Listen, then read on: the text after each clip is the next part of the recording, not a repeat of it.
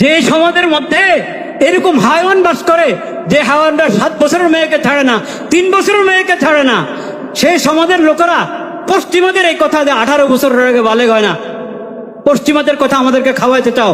আমাদের নবীদের শিক্ষা, আমাদের ইসলামের শিক্ষার খবর নাই। হুজুররা ডেকে ডেকে তোমাদেরকে বলেন, মিম্বরে মিম্বরে বলেন, বেশি বললে তো তার মিম্বরে শেষ হয়ে যায়।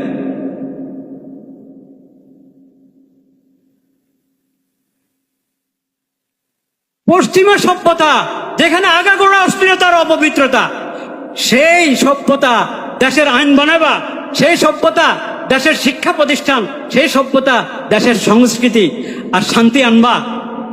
এভাবে শান্তি আসবে না।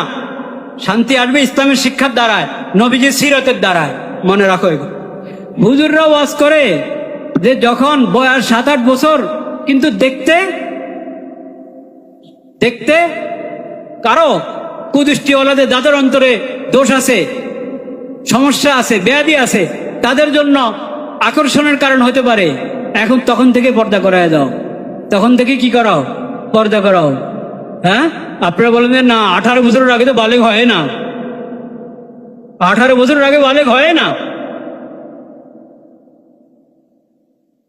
যে সমাজের মধ্যে এরকম হায়াওয়ান বাস করে, যে হায়াওয়ানরা 7 বছরের মেয়েকে ছাড়ে না, 3 বছরের মেয়েকে ছাড়ে না, সেই সমাজের লোকেরা পশ্চিমাদের এই কথা যে 18 বছরের আগে বালেগ হয় না, পশ্চিমাদের কথা আমাদেরকে খাওয়াইতে চাও। আমাদের নবীদের শিক্ষা, আমাদের ইসলামের শিক্ষার খবর নাই। হুজুররা ডেকে ডেকে তোমাদেরকে বলেন, মিম্বরে মিম্বরে বলেন, বেশি বললে তো তার মিম্বরে শেষ হয়ে যায়।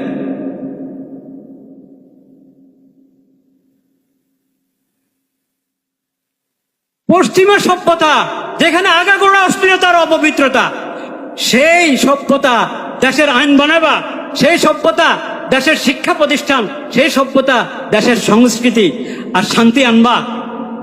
এভাবে শান্তি আসবে না। শান্তি আসবে ইসলামের শিক্ষার দ্বারায়, নবীজির সিরতের দ্বারায়। মনে রাখো।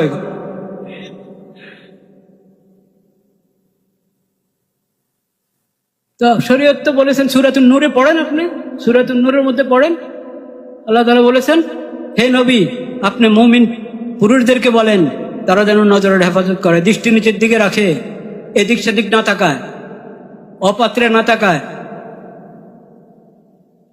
এবং মুমিন মহিলাদেরকে বলেন তারা যেন দৃষ্টির হেফাজত করে। এর পর্দা, চোখের পর্দা পুরুষ মহিলা উভয়ের জন্য কিনা, উভয় শ্রেণীর জন্য কিনা।